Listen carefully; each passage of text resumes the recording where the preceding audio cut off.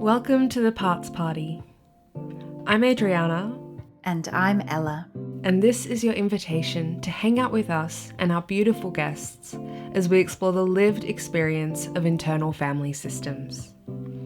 We want to share in our common humanity as humans who have multiple parts within us, so we can show you what it really is to honour this model of therapy in our own lives. This is a place for IFS nerds, therapists, enthusiasts, or just anyone who wants to get to know their parts and their self a little better. So grab a soft drink for your little ones, a tea for your manager parts, and maybe something fancy for your firefighter parts. Because all parts are welcome.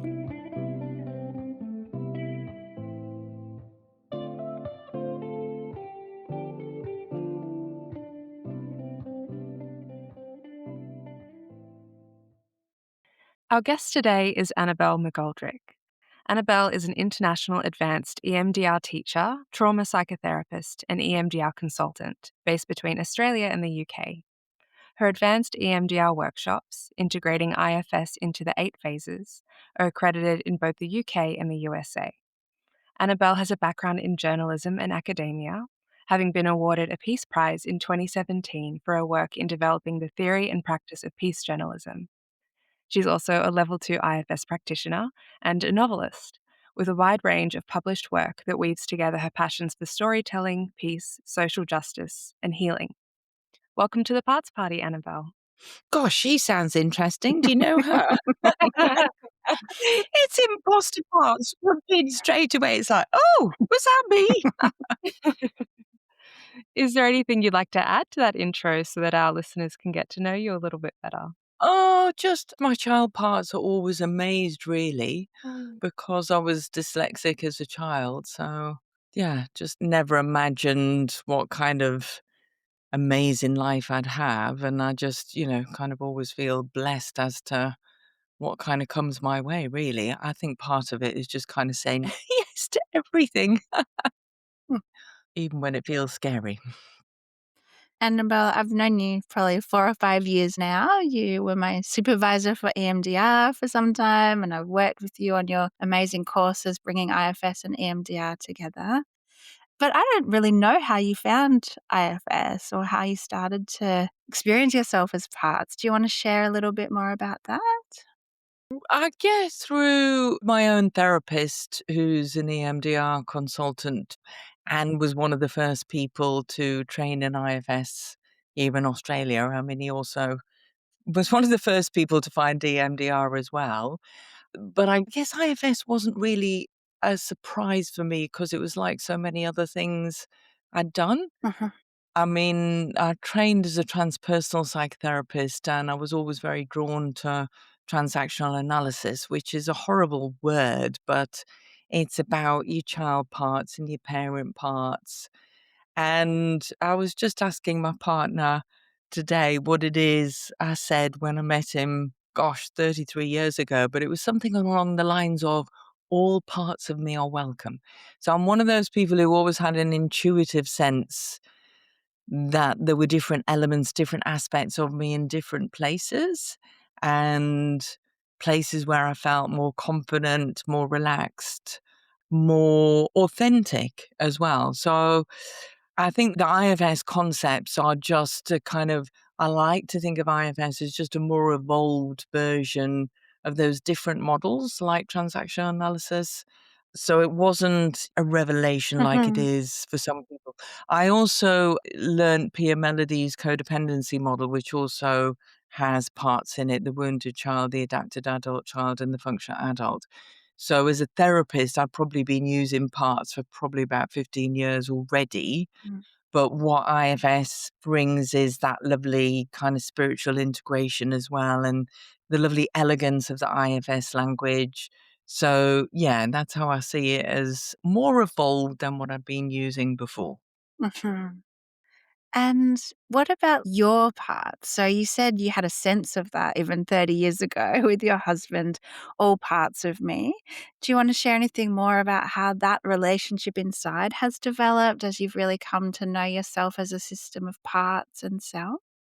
Yeah, I mean, I reflected a little bit a moment ago on my dyslexic parts. I mean, my child parts, I do feel help me so much as a therapist because they always kind of notice other people's child parts and Mm. tug me and say, "What about that little wounded child we were talking about earlier?" So I guess it's with that more evolved language, getting to know them a lot better and using them more in therapy.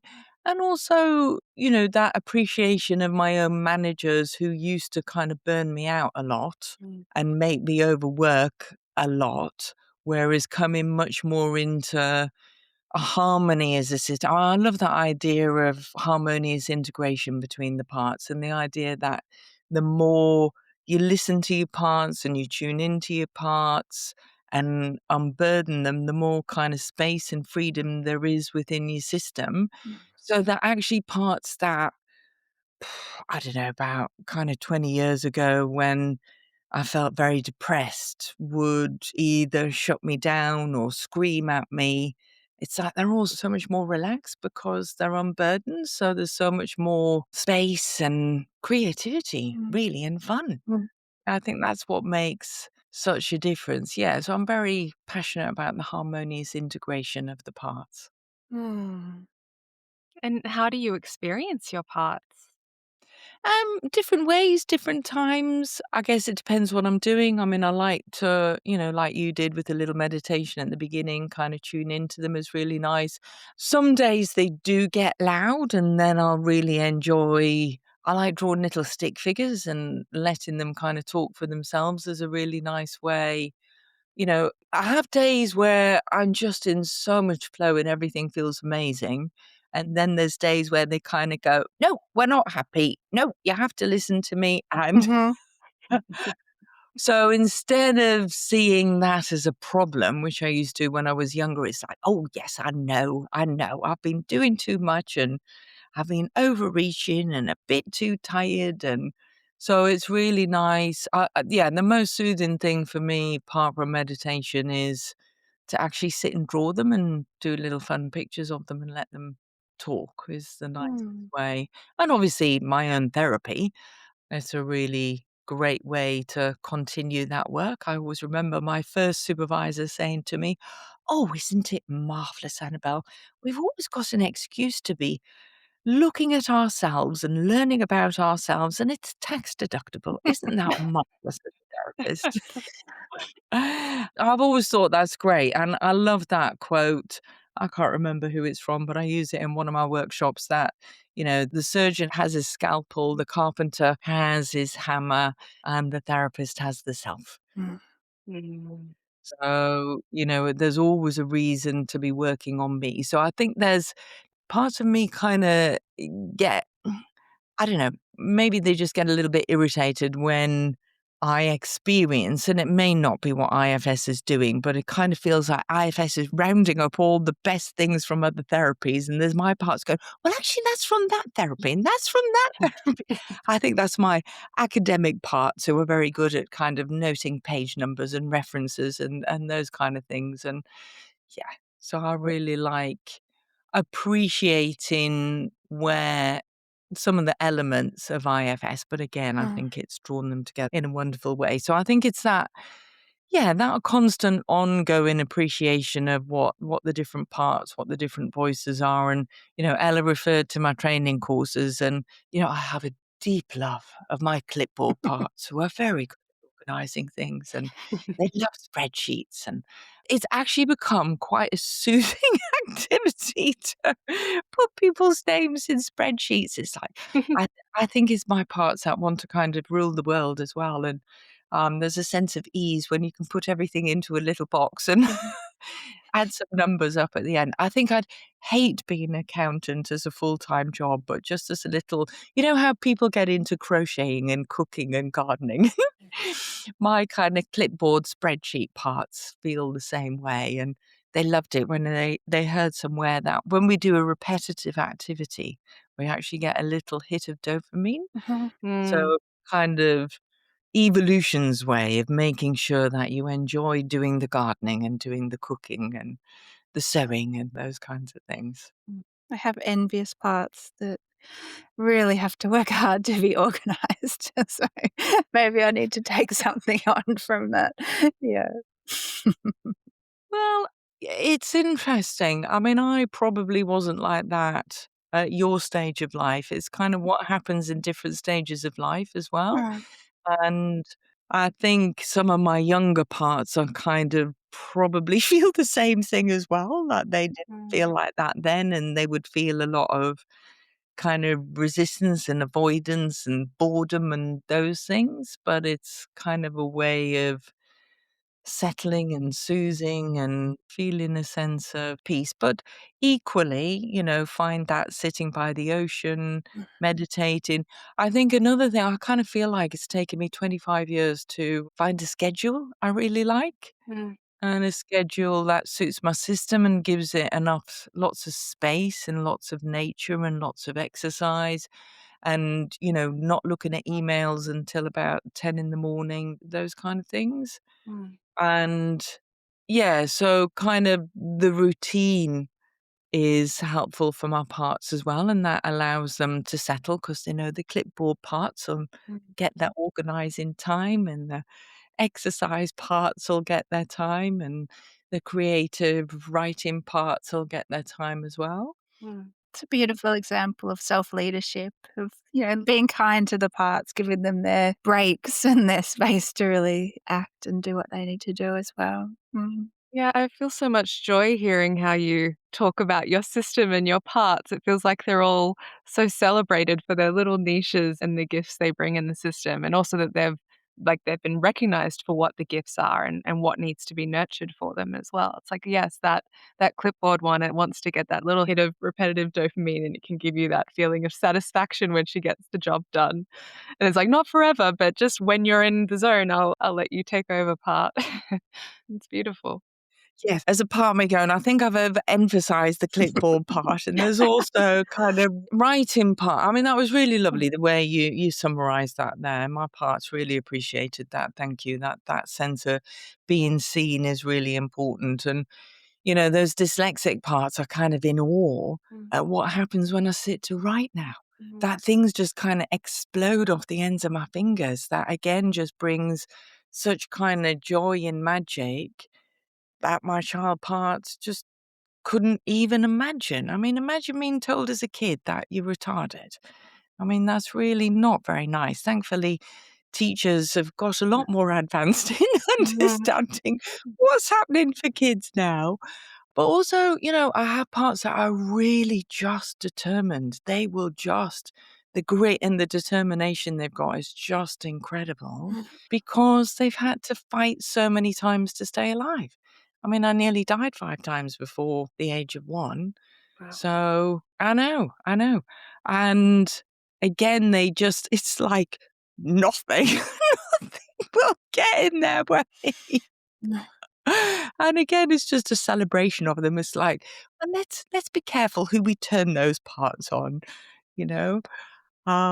Yes. I mean, you maybe don't want to go political, but you did mention my Peace Prize. I mean, I do have some very ferocious peace parts who are very, very passionate about Israel and the Palestinians and the horror that has unfolded for the Palestinians, having supported them as a people. It's not that I don't support Jewish people. Of course I do. It's just, within your own system, if you promote one group against another and kind of demonize one group, it only causes further conflict. So, I liken Israel and the Palestinians to the colonization of Australia. I mean, when we tried to, well, it's been acknowledged that there was a genocide in Australia against Indigenous people. That's mm, what's happening to the Indigenous people of Palestine. mm, So I have parts that are very passionate about truth telling about that and have been kind of horrified at how much that is censored mm, and shut down in our world. And, hearing doctors on the radio who are not allowed to talk about treating children without limbs in Palestine. mm, And, my own experience of trying to talk to therapists about what's happening in Gaza, it just really, really frightens and horrifies me. Because to me, we're all one planet and we're all one people. Mm. I mean, to me, we're actually all Palestinians, because unless we support our human brothers and sisters, then the horrible kind of tyranny that's unfolding on our planet in places like America and Israel will, unfold for us. So, Mm. yes, see us. I've got my parts have a lovely,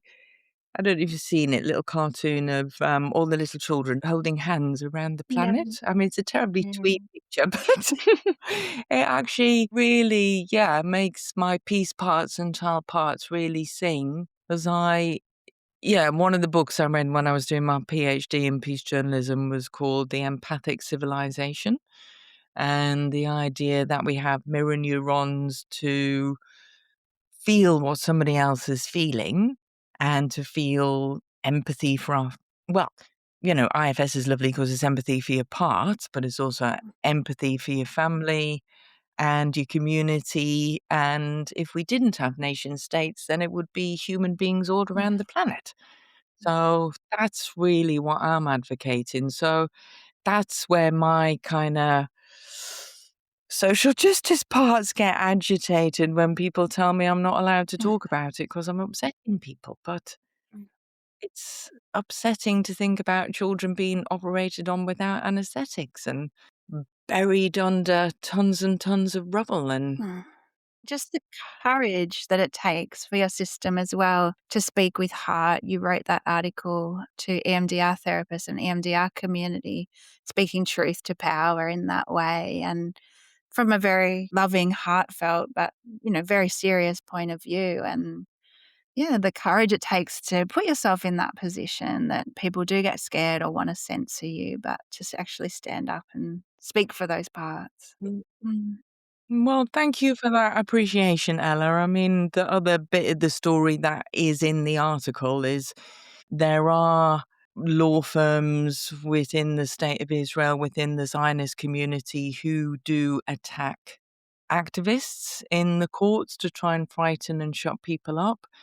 So that has huge ripples around a community. And that's what happened to my husband. And, $300,000 later, we didn't lose our house because the Palestinians raised all the money for us. Wow. What? Even Wow. right down to the last penny, Mhm. they kept coming back and going, "Have you got all your money back?" I know, Wow. it's quite incredible, and we've got 3 colleagues going through it at the moment. I mean, one's an Australian newsreader, Mary Costa-Ketis from SBS, and 2 other university colleagues of my husband's going through the same thing. So our book launch tomorrow is raising money for their court case. Wow. Yeah, so Well, I think it's made my fight part even more fighty and courageous. Yeah, mm, and it's when I see it happening to other people as well, just isn't okay. So that's why in a way I say we're all Palestinians. We all have to, Mm. it's what trade union movements were founded on and those things is communities working together mm, is really important. So I guess I feel as passionate about the community on the outside as the community on the Mm. inside as well, and they both need a lot of time and attention. And I think that's a really lovely aspect of IFS that Dick has spent time with people who were involved in social activism to help them understand their inner system, that it's not mhm. just, you know, getting revenge on your father or your mother through your activism. It's that you've actually healed your parts as well. That's Um, such a good point. Yeah. yeah, yeah. I have so much respect for your political parts, your peace parts. And you sent us a lovely bio. Of course, I condensed it quite a bit to fit into the podcast, but I appreciated when you mentioned, the distinction between anti-Semitism and still not being okay with some of the actions of the state of Israel as a political party. And I have to speak for my own parts that freeze around Yeah. political issues because I think it's like kind of what you were describing in terms of I feel like my inner system just sees the world holding hands and that just makes inherent sense to me, peace. And so for me, I don't know how to hold both sides and I tend to just freeze. I've got my best friend is from Israel, and she has been struggling with a lot of the anti-Semitism that has come out Mm. of all of this, and a lot of people can't separate the two, and so then it becomes, triggering for her system, and at the same time holding the fact that it's also still not okay what's happening, Mm. and having to hold both truths, and my system just starts to freeze because I go, I don't know how to hold all of that at the same time and make everyone happy. So I'm glad that there are people that aren't like me, that don't freeze, that can speak up. Mm. Oh, bless you. Thank you for sharing that. I mean, it is hard, and some of it is deliberate, Adriana. Mm, It's a really conscious effort to conflate anti-Semitism with criticizing the state of Israel. mm, And again, it's a deliberate strategy to frighten people out of criticizing the state of Israel, that is a colonial state, versus the Jewish people's legitimate right for a safe place to live mm. Mhm. and Jewish people's right for peace. Yeah. They need that just as much, and they're totally separate things. And I only really understood it by going to Israel and talking to both Israelis and Palestinians. And Mm, there's so many incredible activists in Israel who've been demonstrating against the war, and who talk about the occupation as being the cancer that is killing all the people. So I really want to hang on to, and I find them much more courageous than me, because the kind of criticism they can come under, Israeli and Jewish activists, is quite horrendous. I mean, I Mm. have a colleague who actually handed back her Israeli passport because Wow. she just was horrified by what was being done in her name. And she became awakened to what the state of Israel was doing when she was a soldier. And she was asked to kind of persecute an old man, an old Jewish man on the bus. And her human heart said, "No, I can't do this. He's just a human being." And so she started to speak out, and her mother disowned her, and her mother's never spoken to her since. Wow. And she produced a book of other Jewish activists, Israeli activists, who've gone through the same thing. So I find them much more courageous than me, because they've Mhm. been ostracized in their own communities. They've been disowned by their own families. wow. So much at stake. Yeah, so it is incredibly, incredibly difficult. Mm. But again, Mm. I don't know, it's just kind of the rise of tyranny in the world, the rise of lies, Yeah. Donald Trump. I mean, it's all the same thing Mm. to me. Anyway, it's all kind of Mm. politics and all. But the microcosm and the macrocosm, right? Like, Yeah. we can see the polarities on the outside, and we know how the inner system works, and we can apply those laws to what happens between and within countries. Yeah, but it is difficult, and I appreciate that. Hmm. You mentioned your dyslexic parts and then the creative flow out of the fingertips. Are all your parts dyslexic, or have some parts been able to make room for parts that are not dyslexic? How does it kind of work for you? I don't know. I mean, I guess I feel like I'm a recovered dyslexic, Mhm. Mm, in that I can now read, I can now write. It's more what was happening for me as a child, Mm. where the words were kind of jumping about all all over the page. There was a book I read, I don't know, about 15, 20 years ago, about dyslexic people's brains working properly because you see in pictures, Mhm. not in words. And so it really made sense to my brain. I have a very visual brain. I think that's why I love working as a therapist, because I kind of get the whole movie of what's happening for the client. And I really love that kind of insight work where they're talking to their parts inside, and I get my own movie going of what's going on. So the whole point about reading when you're a kid is that there isn't a pictures for an it and an and a the. So mhm, that's what would Mhm. kind of make my brain stumble, and everything would kind of go up and down. I mean, I also reckon I've got ADHD as well. I mean, I've never been formally diagnosed, but reading Gabo Mate's Scattered Minds book mm, really helped me, because the more I cleared the trauma, the more my system settled, the more I could read. But there was also an interest thing as well. I mean, I think a lot of the things I was reading as a kid were just bloody boring. Yeah. And I started to read some of my mother's books, like John Paul Sartre and things like that, and Hermann Hesse and existentialism, and it was like, "Ooh, that's interesting." Uh-huh. So the combination of pictures and interest. So, I mean, I don't actually read that many novels at the moment, which is slightly tricky writing a novel. I do rely Mm. on my partner for that novel writing element of it. I mean, together we love kind of cooking up the plot lines and the characters and the conversation. The conversation that comes out of people is lots of fun, and reading it together and correcting it and putting the therapy sessions in. So it's more that I appreciate those dyslexic parts as loving pictures, Mhm. and that's why I I wish I had more time to draw. I mean, even I ordered a tablet from Santa for Christmas, but I just never find the time. Mm. So I just like more space to I don't know. I mean, again, I'm very much that's what self energy does to me. It's very much kind of what shows up in the flow. So I'm sure one day when I get bored, I'll do a bit more drawing, but Mhm. it's more kind of the pictures, the movies that come up in my head at the moment.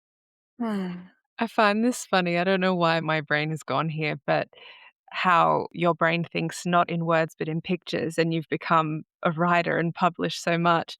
And we were talking just before we started recording about how my previous job was as an artist, and I remember having a conversation with my colleagues back there about me and one of my bosses can't see pictures in our minds. I'm not visual.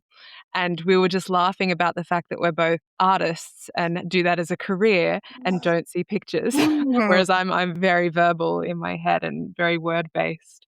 So there must be something to it. Oh, that's Yeah. fascinating. So all my brain's gone to is so there you're creating the pictures to fit in with the words, whereas I've Mm, got the pictures and need the words to describe yeah. the pictures that are in my head.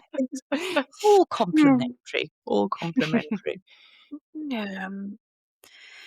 And Annabelle, you've spoken to many moments of courage and creativity and spoken about flow.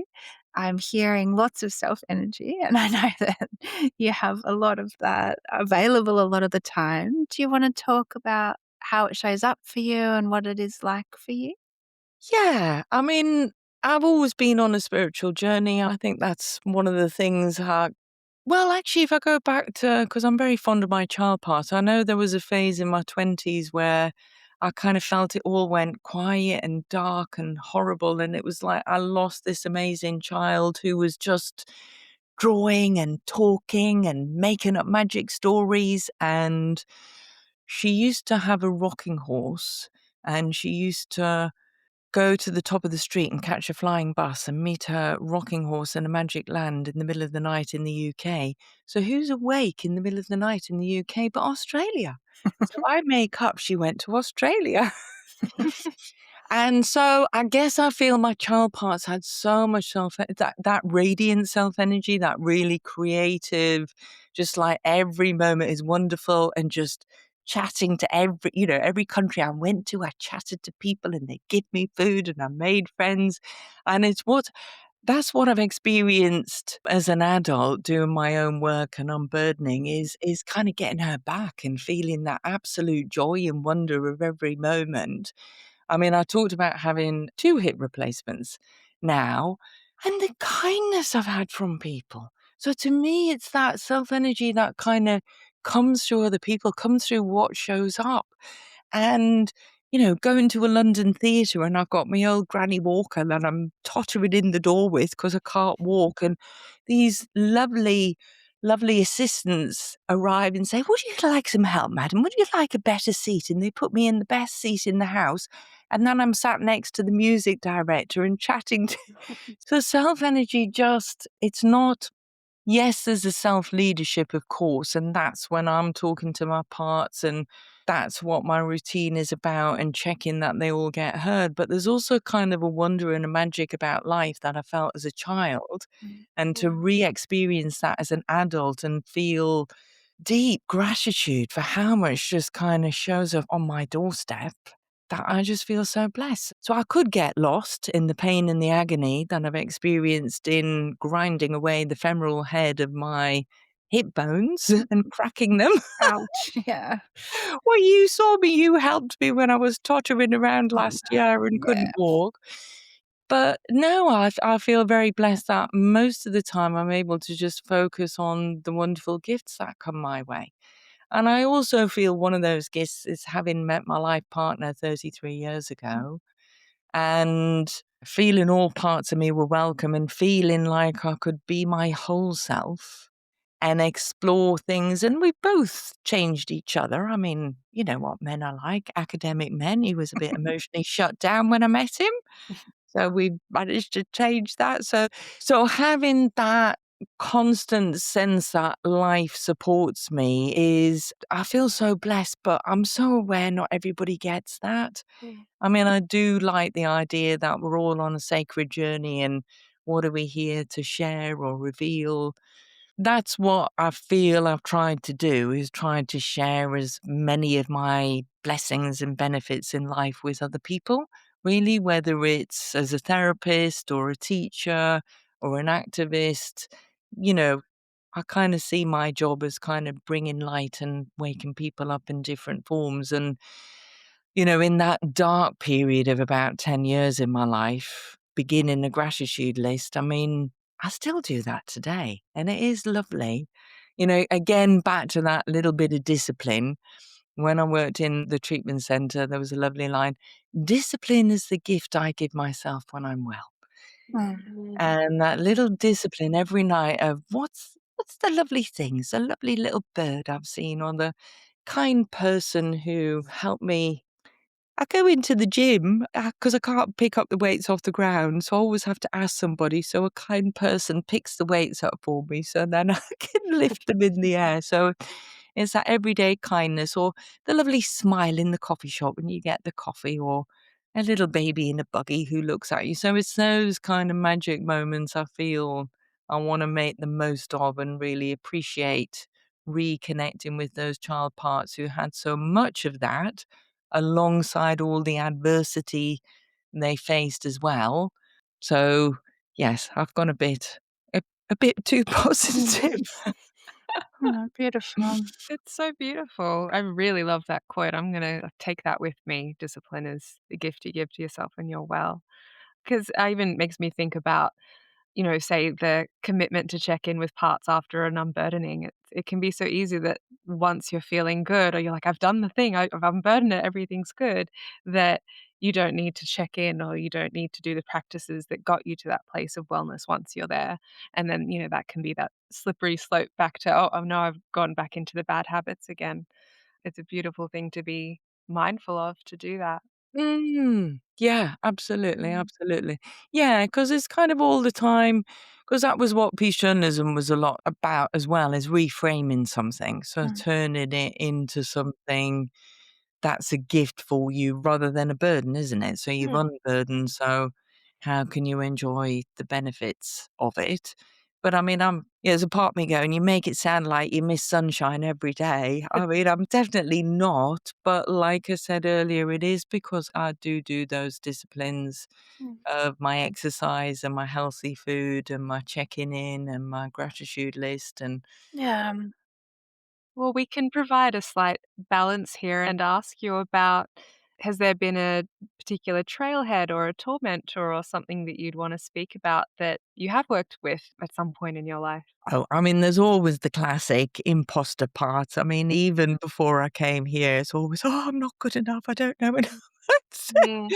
those parts are quite funny, but I appreciate them so much more now as they kinda help me prepare. Mm. I mean, the inner critics used to be absolutely ferociously, annihilatingly horrible, Mm. like really horrible. Mm. So again, that whole idea of befriending them and helping them unburden too has been so helpful.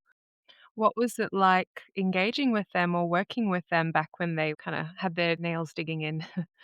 Oh, it was hard. It was really hard. Really, really hard. I mean, it took a long time I mean, I'm kind of skimming over everything like it took a couple of weeks. I mean, it probably took Mm, about 15 years mm, at least.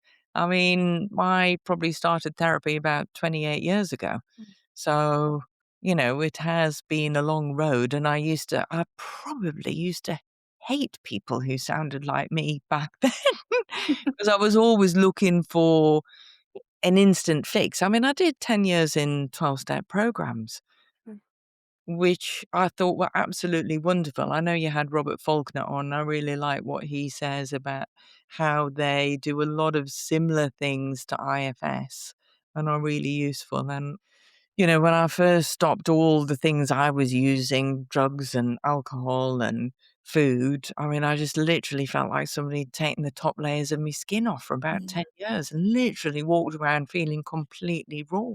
mm, mm, But it still took a few years before I met my therapist. So it's kind of an appreciation for people's journey as well, at how long it can take mhm, mm, and not to give up. And yeah, I mean, tormentors now, yes. Well, it's interesting. I really appreciated because I'm hoping to do some work with Gabo Mate talking about Israel and the Palestinians. mhm. And it was really lovely hearing him be asked a similar question on a podcast. I think he was talking to Locke Kelly and he said, yes, yes, I have bad days. And I rang up Dan Siegel and you could just imagine Dan's wife going, Dan, it's Gabo on the line for you. And it was the same thing. Dan Siegel reminded Garbo Mate that this is another growth opportunity. So it's, that tormentor line I think is so grateful. It's Mhm, not the gurus and the priests that really teach us, but the people who really make our life difficult. And yeah, I mean, my dad was like that for the first 40 years of my life, really. He was quite a tormentor, and I think because I did so much work around that when he actually died, it was such a healing relief, but yeah. right. it's always dangerous to think, "Oh, well, I'm through that now," because I'm sure there'll be one waiting just outside the door tomorrow, and how lucky am I? It's inspiring though, isn't it? That if you can really tend to your parts and give them the patience and support that they need, that, yeah, they can still show up and have their little blending moments where they have a bit of a panic, but that there's much more space and that most of life can be filled with those glimmers of awe and wonder and noticing the little bird and being able to really appreciate and be in the moment. Mm. Yeah, because it's how much quicker everything passes and other Mhm. parts that know it will pass very quickly. Mm. And if not, then, "Oh, we have got another wonderful growth opportunity. How lovely." Yeah, I think that's a great way to put it. It's both this kind of cumulative trust in the system that, a lot of the parts have learned to trust you or, they've been unburdened now. They know that you'll listen to them and all of that. And so it can get a lot easier for the next layers to kind of get on board or trust that you will show up, even if at first they're like, "Who are you?" Even if it's a new layer that you've met for the first time. I'm feeling a lot of hope, I guess is maybe a good word. It's just this feels really beautiful. You're saying, some people might not appreciate the amount of positivity that's here. But, I love that you spoke to the rawness that you felt when you were in the thick of kind of peeling back layers of yourself and really working with parts. And it's beautiful to also see you, whether it's 5, 10, 20 years down the line going, oh yeah, it can be so much easier now to take even tormentor moments and find the gift a lot quicker than I used to, or infuse things with more joy and gratitude and awe and all of that compared to what it might have been 20 years ago or 28 years ago. Mm. And I think I just have a constant curiosity in what it is that blocks people from being able to access that.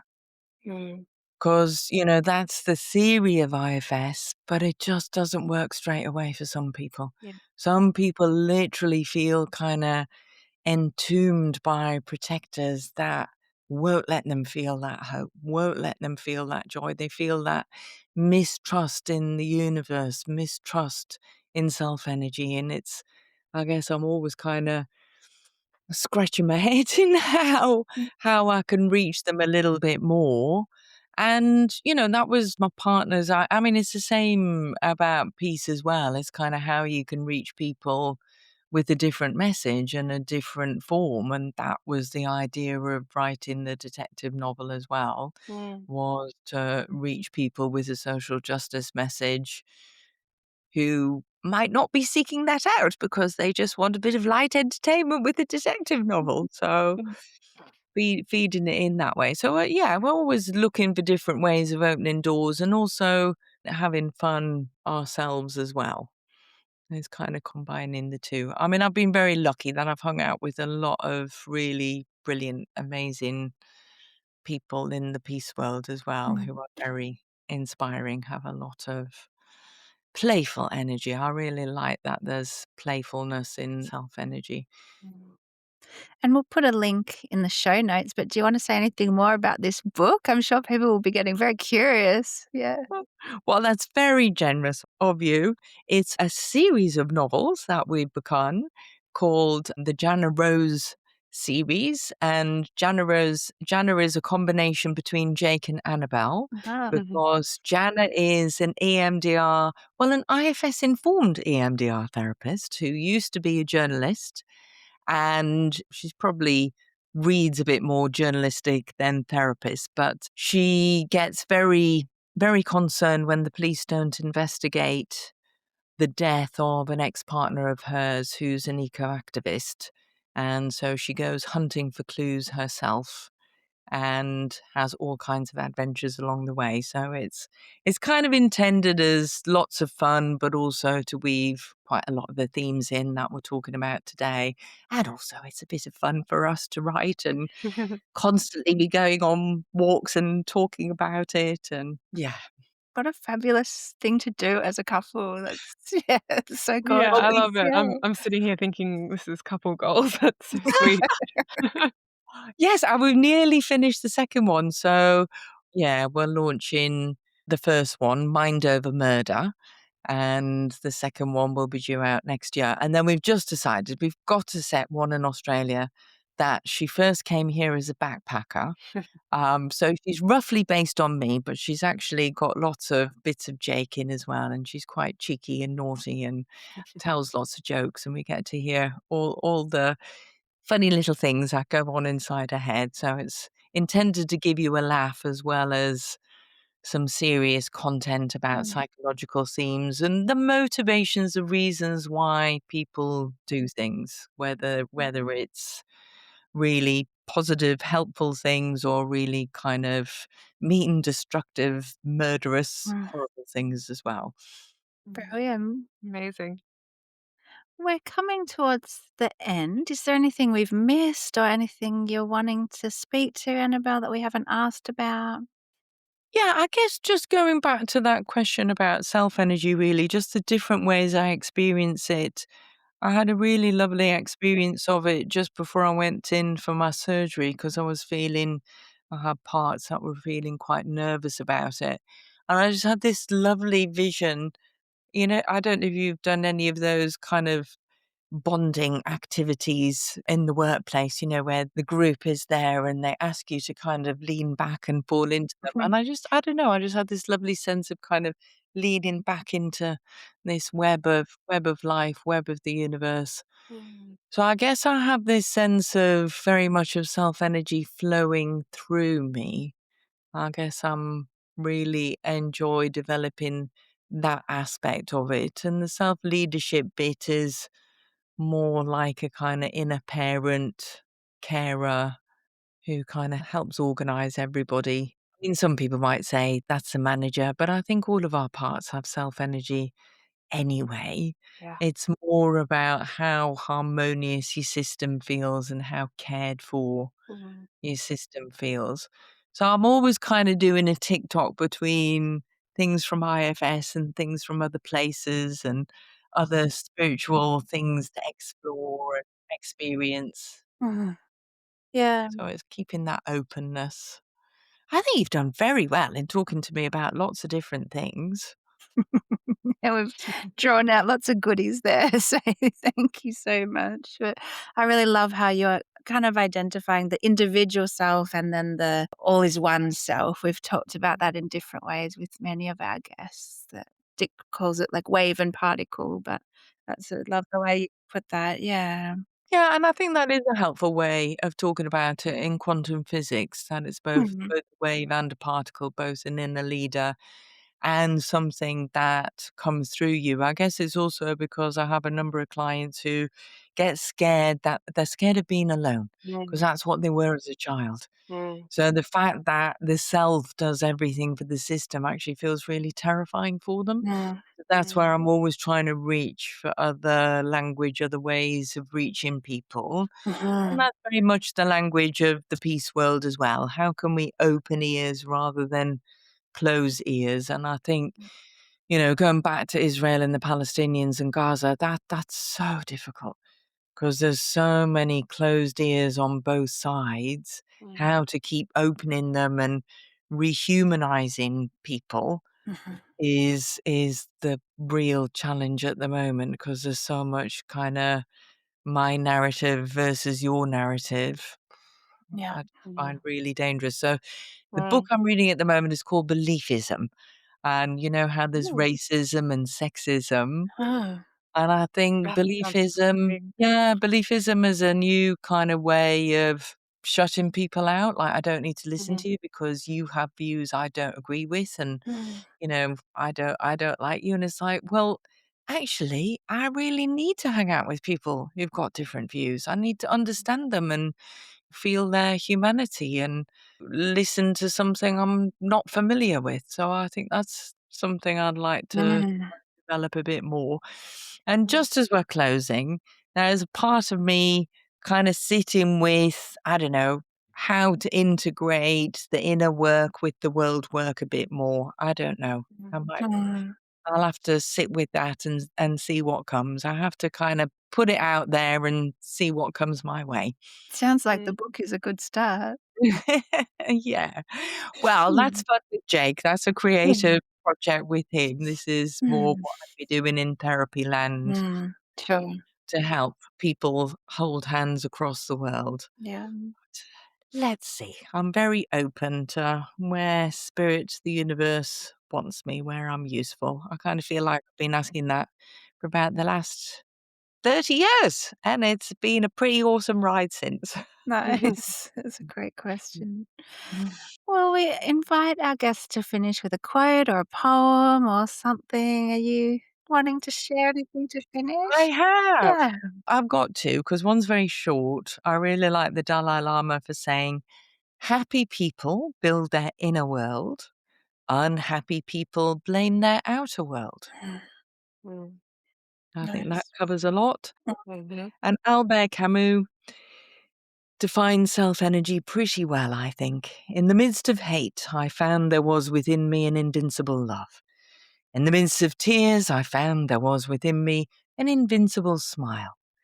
In the midst of chaos, I found there was within me an invincible calm. I realized through it all that in the midst of winter, I found there was within me an invincible summer, and that makes me happy. For it says that no matter how hard the world pushes against me, within me there's something stronger, something better pushing right back. Mm, mm. perfect.